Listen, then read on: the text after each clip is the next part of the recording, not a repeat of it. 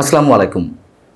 সব ধরনের নীতি নৈতিকতা ভুলে যারা যেসব সাংবাদিক দলদাসে পরিণত হয়েছিলেন এবং এই যে সমাজে নানান ধরনের অস্থিরতা, একনায়কতন্ত্র কায়েম হওয়া, কর্তৃত্ববাদের সৃষ্টি হওয়া, এসবের পেছনে যারা চাটুকারিতা করেছেন তাদের জন্যই তো আজ বাংলাদেশের এই অবস্থা, সেটি যে সরকারের আমলেই হোক না কেন।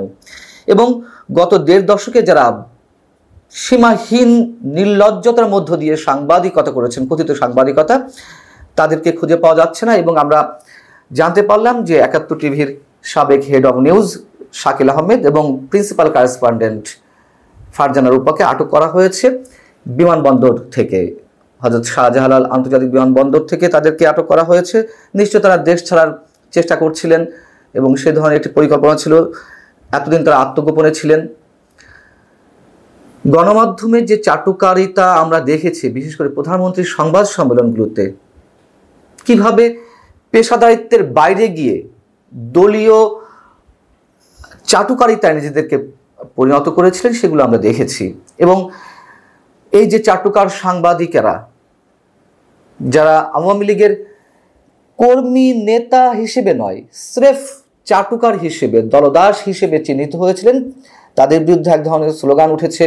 তাদের বিরুদ্ধে বা তাদের বিচারের দাবিতে নানান ধরনের কর্মসূচি আমরা এর মধ্যে দেখেছি এবং তালিকাও প্রকাশ করা হয়েছে ছাত্র সমাজের পক্ষ থেকে যে কারা এই ধরনের চাটুকারিতার সঙ্গে জড়িত ছিলেন। শেষমেশ তাদেরকে আটক করা হবে কিনা এ নিয়েও একটি ধোঁয়াশা তৈরি হয়েছিল। তবে আমরা দেখলাম যে আটক করা হলো শাকিল আহমেদ এবং ফারজানা রূপা। তারা দুজন স্বামী স্ত্রী, এটা আমরা সবাই জানি, সেটা বড় কথা না। বিষয়টা হচ্ছে যে ফারজানা রূপা যেভাবে প্রকাশ্যে নতজানু হয়ে সাংবাদিকতার সব ধরনের নীতিমালাকে ছাড়িয়ে গিয়ে নিজস্ব সুযোগ সুবিধার জন্য, স্বার্থ উদ্ধারের জন্য তিনি যেসব মন্তব্য করেছেন প্রধানমন্ত্রীর সংবাদ সম্মেলনে, এমনকি তার বিভিন্ন রিপোর্টিংয়েও প্রকৃত যারা সাংবাদিক বা যারা সাংবাদিকতা আসতে ইচ্ছুক তারাও সাংবাদিকতার প্রতি আগ্রহ হারিয়ে ফেলছিল। এবং অনেকের মনে এই ধারণাও জন্মেছিল নতুন প্রজন্মের যে প্রধানমন্ত্রীর গুণকীর্তন গাওয়া, জয়গান গাওয়া কিংবা শুধুমাত্র আওয়ামী লীগের হয়ে কিছু লেখা মানেই বোধহয় সাংবাদিকতা।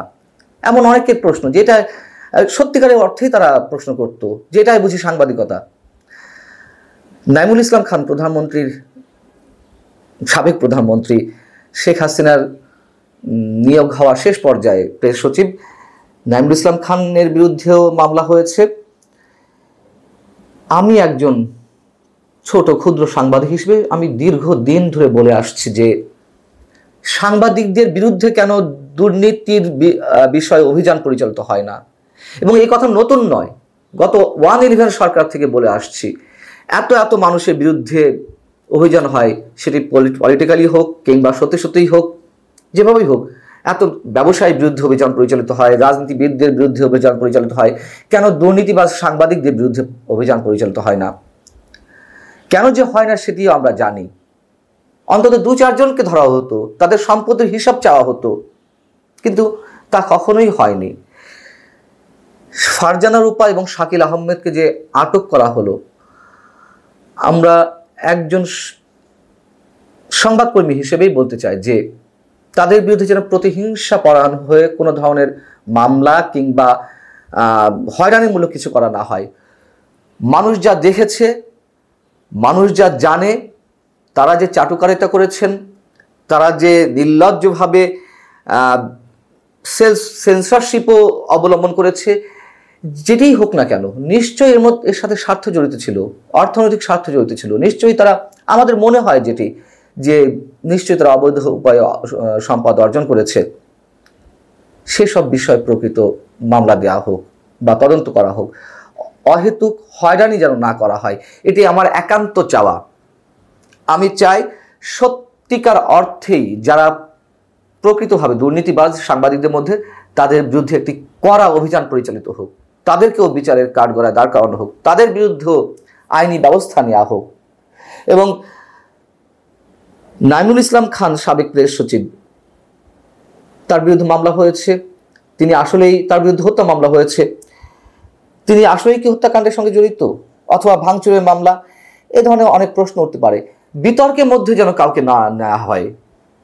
যা সত্য, আমরা জানি অনেক অভিযোগ রয়েছে, সেসব অভিযোগের অবশ্যই অনেক ধরনের সত্যতা রয়েছে, বিশেষ করে অর্থনৈতিকভাবে নিজেরা লাভবান হওয়া, সে বিষয়ে অন্তত আগে তাদেরকে জিজ্ঞাসাবাদ করা হোক, এবং এর মধ্য দিয়ে প্রকৃত যারা সাংবাদিক তারাও যেন কোনোভাবে ক্রস ফায়ারের শিকার না হন।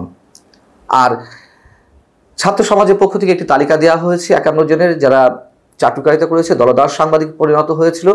তার মধ্যে আবার দেখলাম যে কারো নাম আবার নেই, যেমন মঞ্জুরুল হাসান বুলবুল। এই ব্যক্তি সম্পর্কে নতুন করে কিছু বলার নেই, তিনি কত টাকার মালিক, কত সম্পদের মালিক তা হিসেব করলে বোঝা যাবে, কিন্তু তার নামটি এর মধ্যে নেই। নির্লজ্জ চাটুকারিতা, ভদ্র ভাষায় চাটুকারিতা করেছেন। শুনতে পেলাম যে তিনি নাকি বিএনপি বা জামাতের কারোর হাত পা ধরে সেই তালিকা থেকে, ছাত্র সমাজের যে তালিকা, সেই তালিকা থেকে তার নাম কেটে দিয়েছেন। এই জন্যই বলছি, কেউ যেন হয়রানির শিকার না হন, আবার প্রকৃতভাবে যারা অপরাধী, যারা অনৈতিকভাবে বিপুল অর্থ বৈভবের মালিক হয়েছেন, তারা যেন কোনোভাবে পার না পান। এই দেশে অন্তত প্রকৃত সাংবাদিকতা ফিরে আসুক, এবং অবশ্যই প্রকৃত সাংবাদিকতার উপরে সমাজ রাষ্ট্র বিনির্মাণের অনেক কিছু নির্ভর করে। আল্লাহ হাফিজ, ভালো থাকুন সবাই।